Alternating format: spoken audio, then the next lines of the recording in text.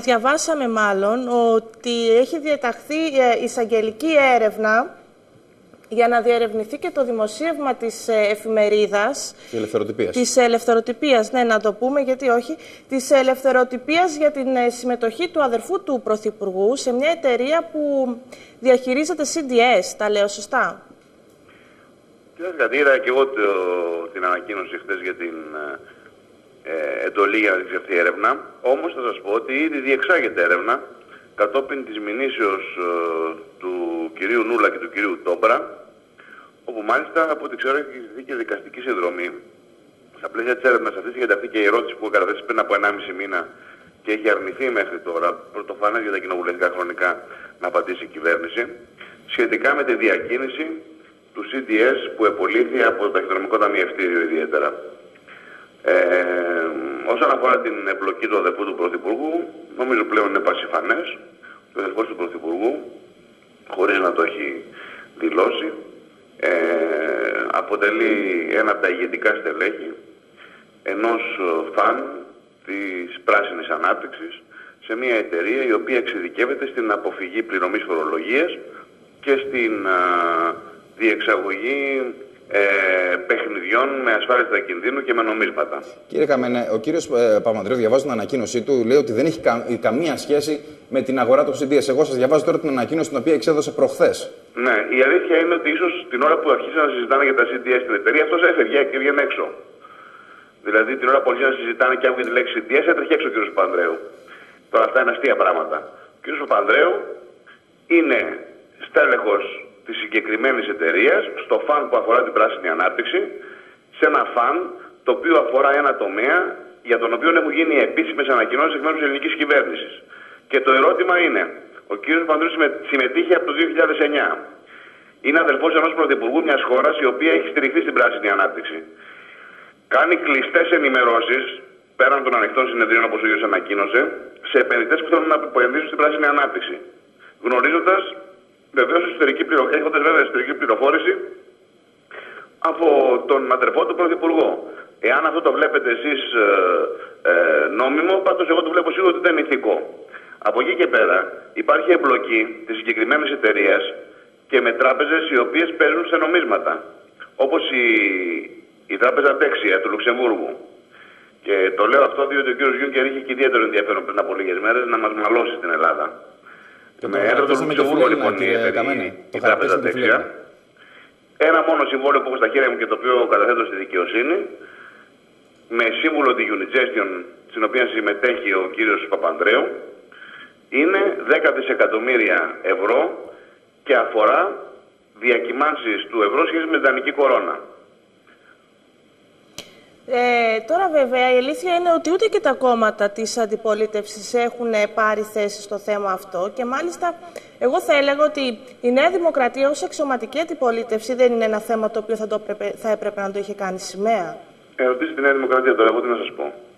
Ξέρετε κάτι, όταν ξεκινήσαμε την υπόθεση Κοσκοτά, τότε ο κύριος Σούρλας εκλήθη στο Πειθαρχικό Συμβούλιο με το ερώτημα της διαγραφής.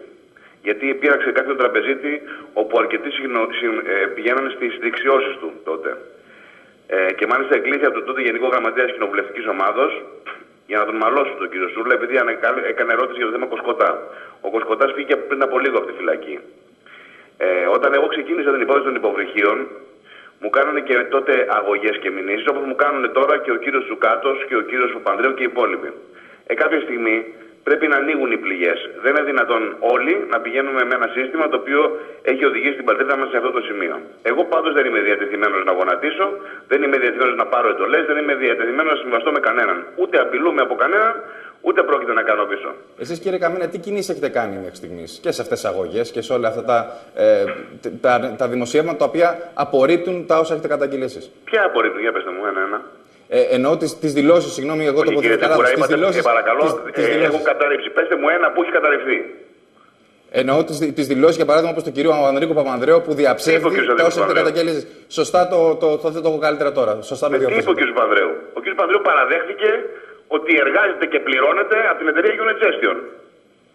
Ναι, η οποία όμως δεν έχει σχέση, λέει, με τα CDS. Με συγχωρείτε, οικονομική εκπομπή δεν είστε? Μπείτε τώρα στο unigestion.com και δείτε τι κάνει η Unigestion. Τα έχουμε δει, κύριε Καμένο, τα έχουμε δει γι' αυτό και εσείς. Έχετε δει τι είναι αυτή, το αστείο είναι αυτό που μου λέτε, δεν έχει σχέση με τα CDS ή η εταιρεία Unigestion. Δεν το λέμε εμείς, ο κύριος Παπανδρέου το λέει, δεν το λέμε εμείς. Κύριε Καμένο, προσπαθούμε να κάνουμε... Τι να πείτε, ανοίξτε τώρα αυτή τη στιγμή, είστε η εκπομπή στον αέρα. Ανοίξτε τώρα σε ένα παράθυρό σας την εταιρεία Unigestion και κατεβάστε τα CDS τα οποία παίζει και τι προτείνει προς τους επενδυτές της. Ή διαβάστε την ελευθεροτυπία αν δεν έχετε μπροστά στο κομπιούτερ. Έχουμε μπροστά μας και το δημοσίευμα. Απλά προσπαθούμε, κύριε Καμένο, να κάνουμε λίγο το δικηγόρο του διαβόλου για να μάθουμε όσα περισσότερα μπορούμε από εσάς. Μα τον διάβολο κάνετε έτσι που μου λέτε, διότι εδώ πέρα αμφισβητείτε κάτι το οποίο είναι δεδομένο. Η εταιρεία Unigestion είναι παγκοσμίως γνωστή εταιρεία η οποία εξειδικεύεται σε αυτό το θέμα και το διαφημίζει η ίδια. Δεν υπάρχει καμιά αμφισβήτηση σε αυτό. Ακριβώς. Δεν υπάρχει κανείς που να αμφισβητεί αυτό. Εσείς πάντως έχετε δηλώσει ότι θα υποβάλλετε μήνυση κατά της οικογένειας Παπανδρέου. Εγώ προκάλεσα τον κύριο Παπανδρέου να μου κάνει μήνυση όταν είπα ότι φέρεται ως μπρόκερ των διεθνών τοκογλύφων και αναφερόμουν στην πώληση των CDS του ταχυδρομικού ταμιευτηρίου. Μάλιστα πριν από λίγο στην εκπομπή του ΜΕΚΑ, ο κύριος Γεννηματάς είπε ότι είναι έγκλημα αυτό το οποίο έγινε τότε. Και αν το έγκλημα αυτό συνδυαστεί με το ότι ο κύριος Παπανδρέου τότε ως πρωθυπουργός της χώρας μιλούσε με τον Στροσκάν και το έκρυβε από τη Βουλή, όπως απεδείχθη από τη συνέντευξη του Λαζόπουλου, από την εκπομπή του Λαζόπουλου που έβγαλε τη συνέντευξη του Στροσκάν στο κανάλι Plus, τότε πρόκειται για σοβαρό ποινικό αδίκημα. Διότι επολύθη μια ασφάλεια του κράτους, η οποία αυτή τη στιγμή αξίζει 27 δισεκατομμύρια, όσο δηλαδή τα μέτρα τα οποία καλούμεθα να πάρουμε για να πληρώσουν οι Έλληνες εργαζόμενοι συνταξιούχοι και μικρομεσαίες επιχειρήσεις. Τότε μήπως θα έπρεπε να συγκροτηθεί για μια εξεταστική επιτροπή. Βέβαια θα μου πείτε ότι δεν είναι δική σας ευθύνη. Η εξεταστική επιτροπή γίνεται για τους πολιτικούς. Μη συγχαίουμε τα αδέρφια του Πρωθυπουργού. Μπορεί να ταξιδεύουν πρωθυπουργικά αεροσκάφη όπως ο κύριος Νίκος Παπανδρέου και να διαπραγματεύονται με τον Εμμύρη του Κατάρ για την αγορά του ελληνικού.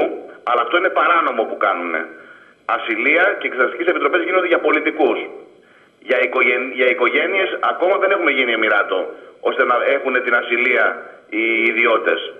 Εγώ πάντως της δικής μου ασυλίας παρετούμε. Και αν χρειαστεί παρετούμε και της βουλευτικής έδρας. Αν χρειαστεί, τι εννοείται αν χρειαστεί? Εάν χρειαστεί να πάμε σε ποινικό δικαστήριο και δεν γίνει δεκτή η παρέτησή μου από την ασυλία μου ως βουλευτής, παρετούμε και του βουλευτικού αξιώματος για να πάω να δικαστώ ή να δικάσω. Αυτή η ιστορία δεν θα τελειώσει έτσι ούτε με συμβασμό.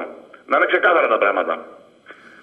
Λοιπόν, κύριε Καμένο, να σας ευχαριστούμε πολύ. Να ευχηθούμε και καλή τύχη και στην υπόλοιπη έρευνα την οποία κάνετε, που προφανώς έχει πολύ ενδιαφέρον και θα το δούμε και όλο το επόμενο χρονικό διάστημα. Να ευχηθούμε οι εισαγγελείς οι Έλληνες να βρουν στοιχεία, διότι εδώ πέρα με τα παιχνίδια των CDS τα οποία αποκαλύπτονται ώρα με την ώρα και μέρα με την ημέρα και αποκαλύπτονται και ποιος είναι ο ρόλος του καθενός, μπορούν να βρούνε για ποιο λόγο η χώρα πιέζεται και από ποιους. Και να ξεκαθαρίσει αυτή η κατάσταση επιτέλους τώρα. Να δούμε ποιοι είναι οι σύμβουλοι των πρωθυπουργών οι οποίοι συμμετέχουν σε αυτές τις εταιρείες ως ιδιώτες και εν συνεχεία συμμετέχουν ως πολιτικοί σύμβουλοι σε κυβερνήσεις. Και αναφέρομαι σε πολλές ευρωπαϊκές κυβερνήσεις. Διότι τα κερδοσκοπικά παιχνίδια πίσω από την Ελλάδα, κύριε Καμένο, προφανώς είναι πάρα πολλά και πολλών δισεκατομμύριων ευρώ. Έτσι είναι. Απλά σε συγκεκριμένη περίπτωση είναι ακόμα χειρότερα τα πράγματα, καθώς αν αποδειχθεί ότι εμπλέκεται και ο αδερφός του. Μα τι να αποδειχθεί, εδώ πέρα το παραδέχτηκε ο ίδιος. Ο ίδιος παραδέχτηκε ότι εργάζεται στην εταιρεία Unigestion. Ότι η εταιρεία Unigestion έχει branch με CDS είναι δεδομένο. Ο κύριος Παπανδρέου τι μας λέει? Εργάζομαι μέσα στην εταιρεία αυτή, αλλά είμαι στο φαν της πράσινης ανάπτυξης. Δηλαδή μας λέει ότι όταν αρχίζει να συζητά στην εταιρεία για CDS, εκείνος έλεγε παιδιά με συγχωρείτε, επειδή είμαι αδερφός του Πρωθυπουργού βγαίνω έξω. 8 Ιουνίου υπάρχει ανακοίνωση του Unigestion του 2011 που φαίνεται ότι παραμένει ο κύριος ακόμα και τώρα. Και ο κύριος αυτός έχει ίδρυμα, μη κυβερνητική οργάνωση, η οποία εδρεύει στη Μόρ της Ελβετίας. Ανοίξτε το olympia.gr να δείτε, έχει αναρτηθεί από το ελβετικό κράτος η μη κυβερνητική οργάνωση με την έδρα της. Εγώ δεν ξέρω μη κυβερνητικές οργανώσεις άλλες να έχουν επιδοτηθεί από το ταχυδρομικό ταμιευτήριο που κατά τύχη πούλησε το CDS, να είναι ο πρώην πρόεδρος του ταχυδρομικού ταμιευτηρίου που έκανε εταιρεία πράσινης ανάπτυξης και η εταιρεία αυτή πήρε σύμβουλο τον κύριο Παπανδρέου και όλα αυτά να είναι εντελώς τυχαία.